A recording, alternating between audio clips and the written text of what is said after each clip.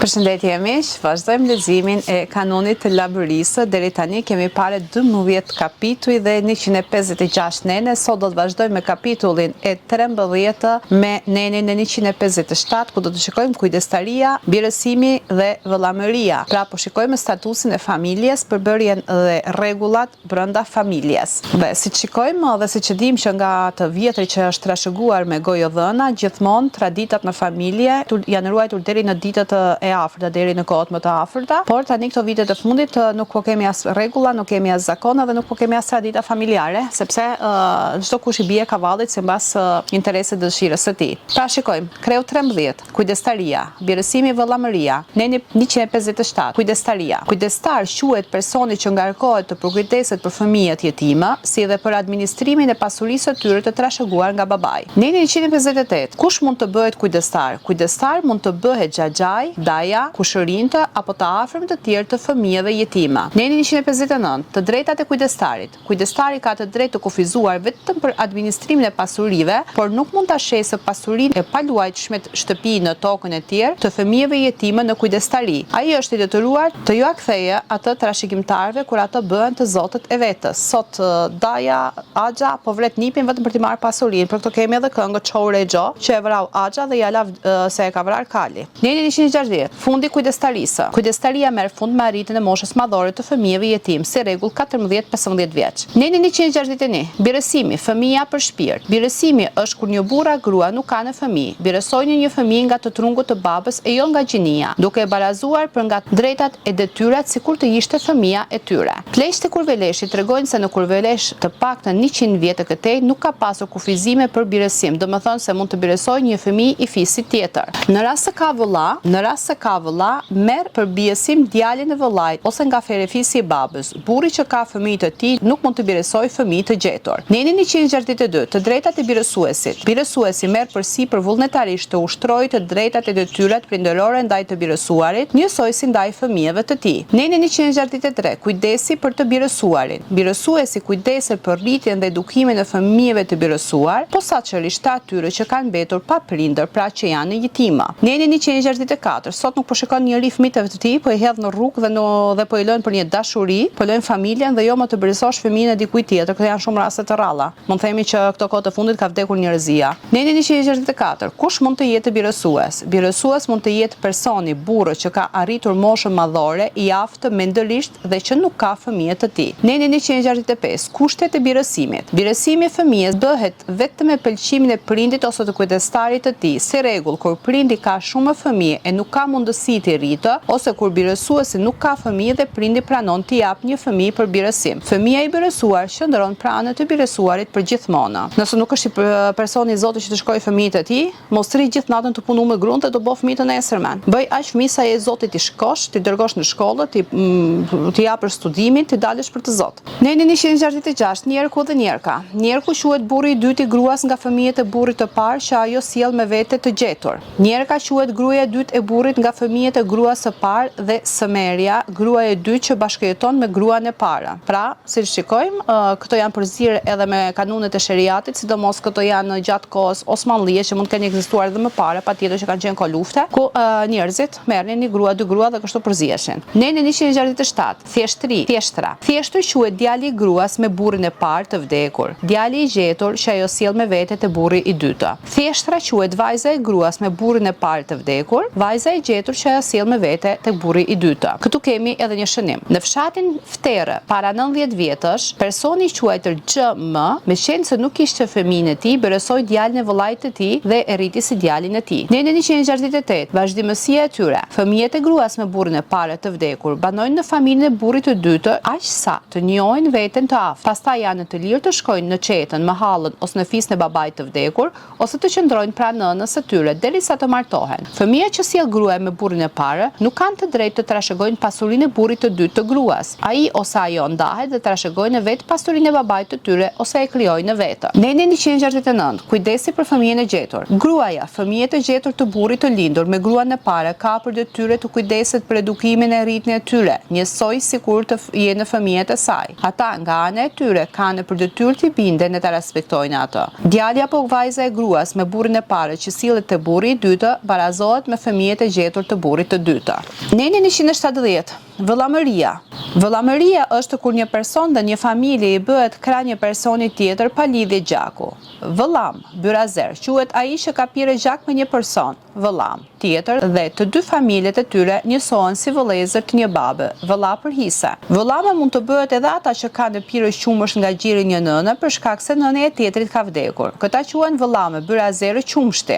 Vëllam brenda fisit nuk mund të bëhet njeri. Vëllami byrazeri është vëllam deri sepse nipat e mbesat nuk e therrasin dajo. Neni 171. Si bëhen vëllamër? Vëllamër bëhen ata që marrin pëlqimin e familjeve të tyre, duke shpuar pak gjak nga kishti i vogël, e i përzihen me raki në një filxhan dhe e pinë gjakun e njëri tjetrit. Dita kur bëhen vëllamër është gostie e madhe kur mblidhen dy qetat e festojnë, pra dy familjet dhe festojmë. Kjo akoma edhe sot ekziston. Unë mbaj mend që në fëmijëri baba im ka pasur dy byrazer, pra byrazer gjaku që kishte pirë gjak me të, që kishte vënë gjakun me të, dhe unë çdo verë isha fëmijë, atëherë patjetër që në shkollën fillore, në shkollën 8 vjeçare dhe çdo pushim unë shkoja për mysafir tek këto, sepse ishin byrazerët e babit tim. Edhe shkoja si shkoja tek tezët e mia, si shkoja tek daja im, si shkoja tek xhaxhallaret e mi, shkoja rria me javë të shtëpia e tyre dhe mbaj mend që më donin dhe më respektonin shumë dhe nuk e ndjeja vetëm as pak të huaj. Pra, kjo sipas kanunit ka ekzistuar edhe akoma edhe sot, vazhdojnë ato lidhjet e byrazerëve, të vëllamërisë. Ktu kemi një shënim poshtë Neni 171. Gruaja me emër Im në fshatin Kalasi gjeti të burrit një djalë të lindur me gruan e parë të vdekur dhe e rriti e bëri burrë. E martoi pas vdekjes së bashkëshortit të saj dhe vazhdoi për shumë vjet të jetonte bashkë me djalin e gjetur dhe nusën e tij, të cilën e respektonin atë si nëna. Pra, ishim tek pika 2 e Nenit 171 kur thuhet dita kur bëhen vëllame është gostie e madhe ku mblidhen dy qetat e festojnë. Në krye të javës festohet në shtëpinë e vëllamit tjetër pa përsëritur pirjen e gjakut. Neni 172. Marrëdhëniet ndërmjet vëllameve. Vëllamërit, pra byrazerët, nuk mund të jenë në krushi në mes tyre. Fëmijët, nipat e mbesat nuk e quajnë dajo. Ata thirren në dasme, në mort, vdekje, njësoj si vëllai nga nëna. Byrazeri nuk ndahet nga vëllai, është si njeri i brendshëm i shtëpisë. Për çdo ngjarje, dasmë, lindje, vdekje, ai lajmërohet me shpejtësi të tjera dhe ai shërben njësoj si vëllazëria, por jo si drejtues dasme amorti. Në këto raste i takon vëllazërisë drejtimi. Neni 173. Kufizimet të tjera. Në rast se vdes ose vritet vëllami, byrazeri që mbetet gjallë nuk mund të martohet me gruan e vëllamit të vdekur atë vrarë. Vëllami, pra byrazeri, nuk mund të marrë hak gjakun për vëllamin e vrarë, por mund të ndihmojë vëllezërit, djemt apo kushërinjtë për të marrë hakun. Pas vdekjes së byrazerit, miqësia ndërmjet familjeve vazhdon disa breza. Mund të bëhen byrazer të rinj nga pasardhësit. Neni 174. Raste të veçanta. Vëllamëria në raste të veçanta bëhet edhe për t'i dhënë në fund hasmërive midis familjeve që kanë për të marrë hak. Në këto raste, si rregull, ceremonia e të bërit vëllam zhvillohet për herë të parë në shtëpinë e të vrarit, pastaj në shtëpinë e vrasësit dhe merr fund hasmëria e krijohet miqësia. Neni 175. Kuptimi i kumbarisë. Të marrët e flokëve është ngjarje e gëzueshme që shënon prerjen me gërshërët të një tufe të vogël flokësh në të dy anët e kokës së fëmijës që ka mbushur moshën 1 vjeç, para veshëve dhe një mbrapa kokës. Kumbare e flokëve të djalit është gjithmonë burr. Në ceremoninë marrin pjesë edhe të tjerë, një ose disa persona. Kumbaria bëhet me një fis tjetër të fshatit, krahinës ose një fis tjetër për të zgjeruar rrethin e miqësisë. Edhe unë kam kumbaren tim që kur kam qenë në moshën 6 mujore më ka prer flokët e mia. Edhe akoma edhe sot e mbaj të kumar. Neni 176. Kumbaria, nuni. Kumbaria e prerjes së flokëve për herë të parë të fëmijës bëhet me qëllim për të forcuar miqësinë ndërmjet dy shtëpive familjare. Në ky rregull zbatohet në familje që i përkasin besimit krishtian. Gruaja nuk lejohet të jetë kumbar. Ato të mirë kanë qenë musliman, pra i kanë pasgjedhur fenë islame, por kumbarimi ka vazhduar dhe thash edhe unë akoma edhe sot e kam kumbarin tim i cili më ka prerë flokët. Neni 177. Kumbara, ndrikulla. Ai që pret flokët quhet kumbar. E ëma e fëmijës që i priten flokët quhet ndrikull. Kumbara pasi pret pak flokët, sa për shenje ja dorëzon fëmijën ndrikullës me urimin rrofsh dhe e martofsh dhe flokët e preri fusin në një mur. Kumbara i dhuron fëmijës 100-200 grosh, kurse ndrikulla i jep çorape dhe i ruan flokët e fëmijës. Kumbara thirret për të mirë e për të keq dhe nuk ndahet pas një rast nga vëllazëria. Neni 178. Ceremonia. Prindërit e fëmijës fëmijës që i priten flokët si rregull therrin një berdh dhe përgatisin një darkë të mirë në të cilën thirren vëllezërit e falefisit dhe kumbara. Neni 179. Kumbaria lidhet me miqësi familjare edhe me pasardhësit e atyre që bëjnë atë. Brez pas brezi, sa të jenë nderohen si të një gjaku. Midis të lidhurve me kumbari ndalohet fejesat dhe martesat dhe krushia. Neni 180. Kumbaria e martesës. Me kumbari të martesës kuptohet ata persona që rrinë afër si dëshmitare, kur dhëndri e nusja vën kuror me njëri tjetrin. Si rregull, kumbarët e martesës janë dy veta ose më shumë, përfaqësues të familjes së dhëndrit e të nusës. Kumbarë mund të caktohen të moshuar ose të rinj, por gjithmonë në meshkuj. Kumbara ose nuni i nusës bëhet si vëllai i saj. Unë kumbaren tim që më ka prerë flokët, gjithashtu e kam edhe kumbar që më ka kërkuar mua tek babi im, për atë person që kërkoi të martohej me mua, pra për babën e fëmijëve të mi. Neni 181. Kumbaria e pagëzimit dhe krezmimit lidhen sipas riteve fetare e jo zakonore. Neni 182. Suneti. Sunet bëhen ndjem të musliman sipas riteve fetare. Në darkë bëhet gosti për vëllazërinë dhe jepen dhurata të para djalit që bëhet sunet. Neni 183. Motërma. Motërma është kur një vajzë ose grua bëhet e afër motërma me të një tjetër, pa lidhje gjaku nga i njëjti ose tjetër besim fetar. Motërma është atëherë kur dy gra apo vajza bëhen motërëza duke pirë gjak, ashtu si vëllamërit ose për shkak se kanë pirë qumësht nga i njëjti gjë i një gruaje, apo kur kanë shoqëri të ngushtë. Edhe unë kam motërmën time, por nuk kam pirë as gjak edhe as qumësht nga një nënë, por e kam pasur shoqe në kohët më të vështira të jetës time, kur kemi ndarë bukën, kemi ndarë dhimbjen dhe gëzimin, dhe akoma edhe sot ajo është për mua motra e zemrës sime. Megjithëse ka kaluar 35 vite nga njohja jon, ne akoma edhe sot jemi kështu si me thuan.